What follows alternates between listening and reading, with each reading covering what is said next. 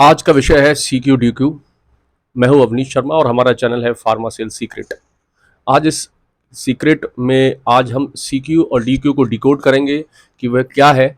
आज फार्मा से जुड़े हुए वो लोग जो अभी फार्मा में आए हुए हैं, एज एम आर काम कर रहे हैं, ऐसे नए बने हुए मैनेजर्स वो किस तरह से तैयारी करें किसी कॉल की, वो मैं आपको बताऊंगा सी क्यू और डी क्यू। सबसे पहले मैं सी क्यू और डी क्यू का फुल फॉर्म बताऊंगा। यहाँ पर सी क्यू का मतलब होता है केमिस्ट क्वांटिफिकेशन। दोस्तों, जैसा आप सभी को मालूम है कि एक केमिस्ट का सर्वे एक प्रॉपर वे में हमको लेना है और उसका क्वांटिफिकेशन हम सभी को करना है।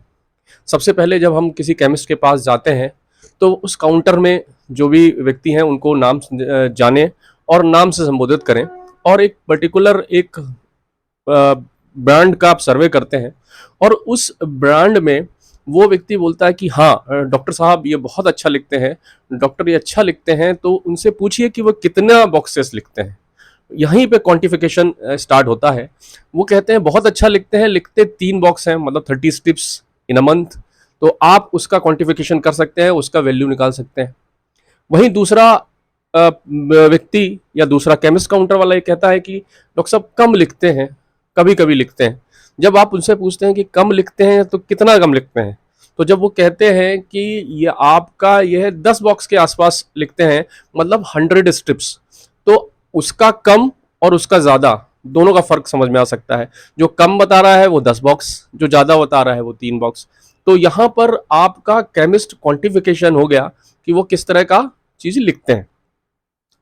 अब दूसरा जो सीक्रेट है वो है डी क्यू, डॉक्टर क्वांटिफिकेशन।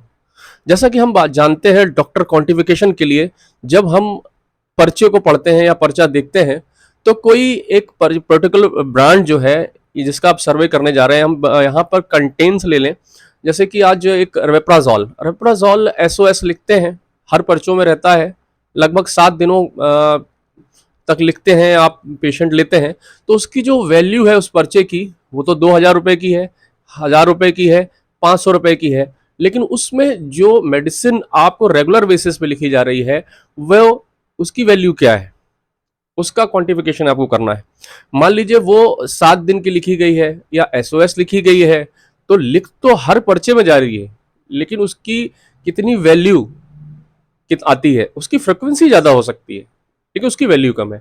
उसी तरह से एक ब्रांड जो किसी आपके पास है, आप सर्वे करते हैं, कभी कभी लिखा जा सकता है, लेकिन पूरा जो प्रिस्क्रिप्शन है उसी से भरा हो सकता है। उसकी वैल्यू हो सकता है कि वो 1000 रुपीज़ में 800 रुपीज़ हो।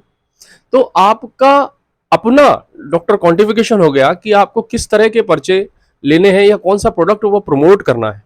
तो इस तरह से यह डी क्यू हो गया। अब दोबारा हम चलते हैं केमिस्ट की ओर। जब हमने कॉल कर लिया, एक प्लान कर लिया, और कॉल करने के बाद जब आप बाहर निकल के आए और डॉक्टर से जो भी डिस्कशन हुआ है, अगर किसी पर्चे पे किसी ब्रांड पे आपको कमिटमेंट दिया गया है तो उस ब्रांड और कमिटमेंट का अवेलेबिलिटी आवश्यक है। तो आप केमिस्ट क्वांटिफिकेशन के अंतर्गत एक क्वांटिटी के अंदर जितना वो लिखते हैं, कम से कम 3 पर्चों से 4 पर्चों तक का समय आपको मिल जाए, आप उतना प्रोडक्ट उस केमिस्ट काउंटर पे रखवा दीजिए। रखने के पश्चात क्या होगा कि जब कभी वो पर्चा आएगा या कहीं से भी इस तरह के प्रिस्क्रिप्शंस आपको प्राप्त होंगे, तो वो कम से कम आपकी तुरंत अवेलेबिलिटी रहेगी और आपका जो प्रिस्क्रिप्शन है वो डिसऑनर नहीं होगा। आज का ही विषय था।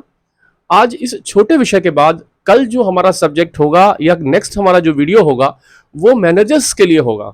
वो मैनेजर्स जो अभी अभी मैनेजर्स बने हुए हैं और बहुत सारी जगहों पर, नए नए जगहों पर नोटिस इंडोर्स करवाना पड़ता है। नोटिस इंडोर्स क्यों करवाना चाहिए, उसकी राइटिंग कैसी होनी चाहिए और कराना क्यों आवश्यक है, इस विषय पर मैं थोड़ा सा चर्चा करूंगा। एक बार फिर से आप सभी से मैं अवनीश शर्मा, हमारा चैनल फार्मा सेल्स सीक्रेट को सब्सक्राइब करने का अनुरोध करता हूं।